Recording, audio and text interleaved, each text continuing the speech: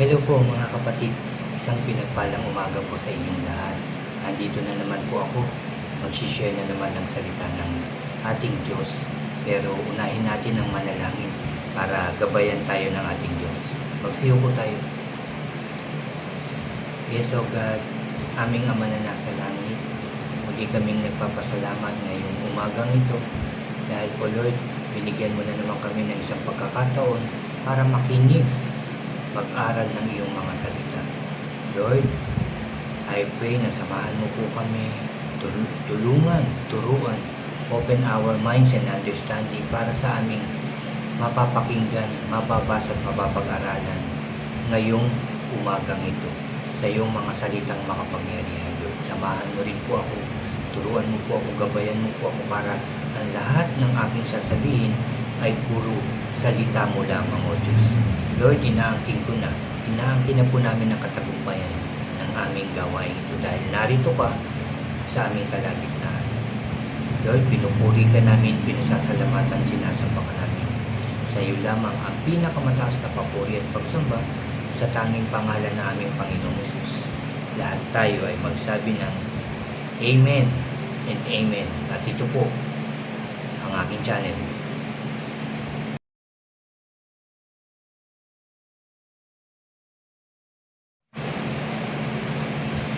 Ayan, isang pinagpalang umaga po muli mga kapatid.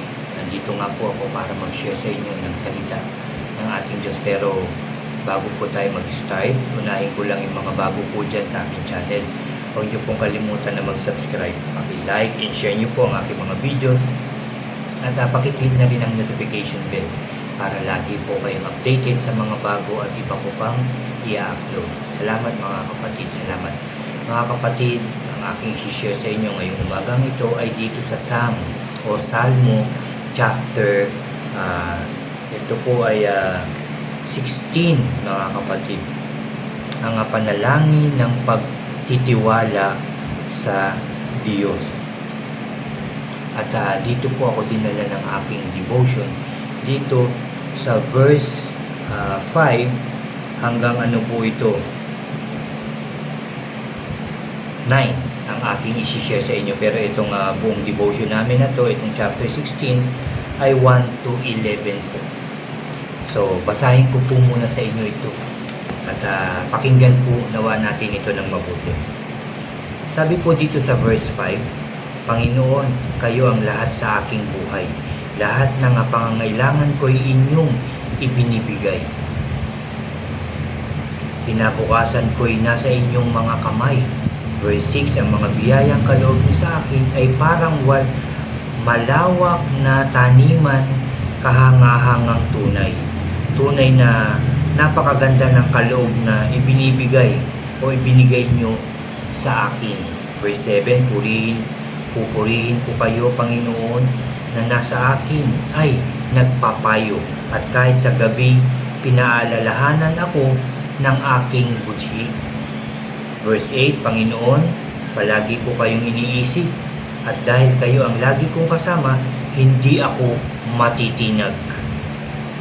Kaya nagagalak ang puso ko at ako'y panatag dahil alam kong ligtas ako. Salamat sa pagkakabasa ng salita ng ating Diyos. Iba talaga ang puso ni Haring David. Ano po? Ito po sulat ni Haring David dito nga sa Psalm.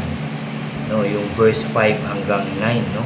Panginoon, kayo ang lahat sa aking buhay, lahat ng pangangailangan ko'y inyong binibigay. Kinabukasan ko'y nasa inyong mga kamay. At yan naman ang totoo. Ang lahat ng ating natatanggap ay galing sa Diyos dahil Kanya ang lahat, dahil Siya ang may gawa ng lahat. Siya ang may gawa ng langit at lupa. Siya ang may gawa ng lahat ng mga bagay dito sa mundo.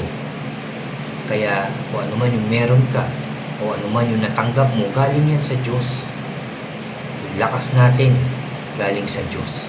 Kaya nagagawa natin yung mga bagay na dapat natin gawin, nakakapagtrabaho ng maayos, nakakapunta kung saan, may lakas tayo dahil yan sa Diyos.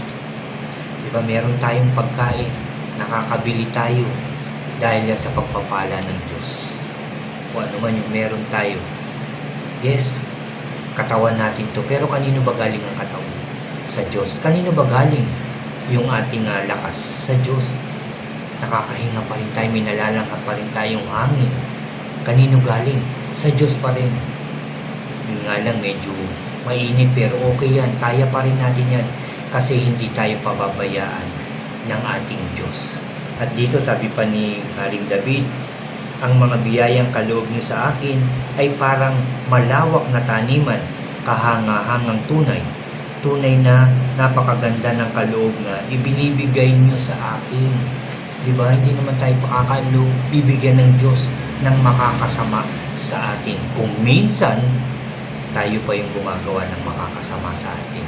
Hindi ang Diyos, hindi siya nagbibigay ng makakasama sa atin. Lahat kabutihan, lahat maganda, lahat maayos ang binibigay ng Diyos sa atin. At ulitin ko yung verse 7, pupurihin ko kayo, Panginoon, na nasa akin ay nagpapayo. Dahil sa salita ng ating Diyos, pinapayuhan tayo ng maayos at mabuti. At dahil din sa mga lingkod ng Diyos, sila rin yung nangangaral ng salita ng Diyos. At sila rin yung nagpapayo sa pamamagitan ng salita ng Diyos. Pinapayuhan tayo na maging maayos yung ating mga gagawin, na pinapayuhan tayo na sa pamamagitan ng salita ng Diyos na magsisi na tayo sa ating mga kasalanan, magmahalan, magpatawad, at magpakumbaba tayo. Tumulong kahit na tayo pa yung minsan o kung minsan ay mas nangangailangan, pero kailangan nating tumulong. At pag ginawa natin yan, ang Diyos ang magbabalik ng ating pagtulong, ng ating pagbigay sa ating kapwa. Hindi lang isa, siksik liglig na pagpapala dahil sa kabutihan natin. In Jesus' name. Dahil mahal na mahal tayo ng ating Diyos. No? Verse 8, Panginoon, palagi ko kayong iniisip at dahil kayo ay lagi kong kasama, hindi ako matitinag. Lagi natin iisipin ang Diyos. Lagi natin iisipin yung kanyang mga salita na nagpapaalala sa atin. Hindi tayo matitinag, hindi tayo mapapahamak sa lahat ng ating gagawin dahil kasama natin ang Diyos, dahil isinasapamuhay natin yung kanyang mga salita. Yan ang dapat natin gawin. At dito sa verse 9 nga, kaya't nagagalak ang puso ko at ako'y panatag dahil alam kong ililigtas ako. Ililigtas tayo ng ating Diyos. Mapanatag tayo. Kung nasa Diyos ka talaga, anong aalalahanin mo? Anong iisipin mo? Ano yung makakagulo sa'yo? Wala. Dahil ang Diyos ay sumasa atin. Ang Panginoon ang nabubuhay sa ating puso at isipan at buong pagkatao. Diyos lang at wala nang iba. At ang lahat ng ating pangangailangan, ipagkakaloob yan. Asahan natin, paniwalaan natin ang lahat ng pangako ng Diyos. Hindi nagkukulang ang Diyos. Hindi nagbabago ang Diyos. Ang Diyos ay tapat sa lahat ng kanyang pangako. Pero kung minsan tayo yung may ayaw, tayo yung lumalayo, tayo yung lumiliko. Pero ang Diyos lagi tayong inaabangan. Lagi tayong inaantay. Dahil gusto niya tayo laging kausapin, sabihan, payuhan.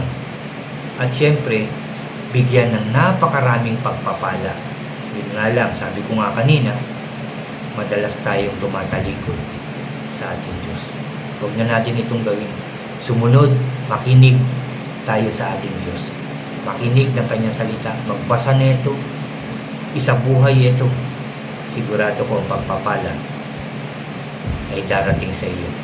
Dahil mahal na mahal tayo, mahal na mahal ka ng ating Diyos. At yan ang tinuturo sa atin ng ating Diyos ngayon. Yan sa Psalm chapter 16, mga kapatid. Basahin nyo rin yan. May sasabihin sa inyo ang Diyos. Kagaya ng pagbasa ko kanina, na tinuro niya yung mga sinabi ko sa inyo. Ngayon nga, magtiwala tayo sa ating Diyos. Mahal na mahal tayo ng ating Diyos. Amen po. Amen. Tayo po ay mananalangin. Sabahan niyo po akong magdasal ulit. Magpasalamat tayo sa sinabi ng ating Diyos ngayong umagang ito. Magsiyuko tayo. Yes, O God, aming Diyos na makapangyarihan sa lahat, pinupuri ka namin, pinasasalamatan, sinasamba ka namin.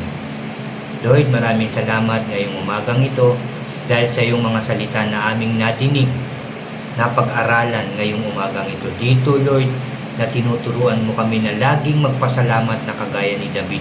Nawa ang aming puso ay kagaya ng puso ni Haring David, na labis siya nagpapasalamat sa iyo, labis siya nagtitiwala sa iyo, labis siyang umaasa sa iyo na siya'y pagpapalain mo, tutulungan mo, ililigtas mo, ipagtatanggol mo. Lord, yan nawa ang mga maging puso ng bawat tao, ng mga anak mo, Lord God, ng mga taong ginawa mo. Yan nawa ang maging puso, lalong-lalo na po ako, kasama ng aking mga mahal sa buhay at mga kapatid sa pananampalataya, ang tunay na nagtitiwala at umaasa sa iyo, na ibibigay mo ang lahat ng aming pangangailangan. Sumunod lamang kami sa iyo. In Jesus' name, in Jesus' name. Thank you, Lord. Thank you, Jesus. Thank you, Holy Spirit. Salamat po, Lord, sa katagumpayan ng aming gawain ito. Napakarami na naman naming natutunan. I pray sa pangalan ng Panginoong Hesus, ito'y maisabuhay namin. Salamat po, Lord, sa iyong inuutos at paalala na naman sa amin. Salamat po, salamat po. At salamat sa lahat ng blessings na ipinagkakaloob mo sa amin. Salamat sa pagpapatawad mo po sa aming mga kasalanan. Salamat sa paggabay mo sa amin, sa pagproteksyon mo sa aming lahat. Thank you, Father God. Thank you po. Salamat sa iyong mga salita na nagbibigay buhay sa aming lahat. Nagbibigay pag-asa sa aming lahat. Salamat po sa iyong mga pangako dahil ito po ay aming panghahawakan at isa sa buhay. Sa pangalan ng aming Panginoong Hesus. Salamat po, Lord. Salamat, Jesus. Salamat, Holy Spirit. Pinupuri ka namin, pinasasalamatan, sinasamba ka namin sa tanging pangalan ng aming Panginoong Hesus. Lahat tayo ay magsabi ng Amen, Amen, and Amen. Amen po.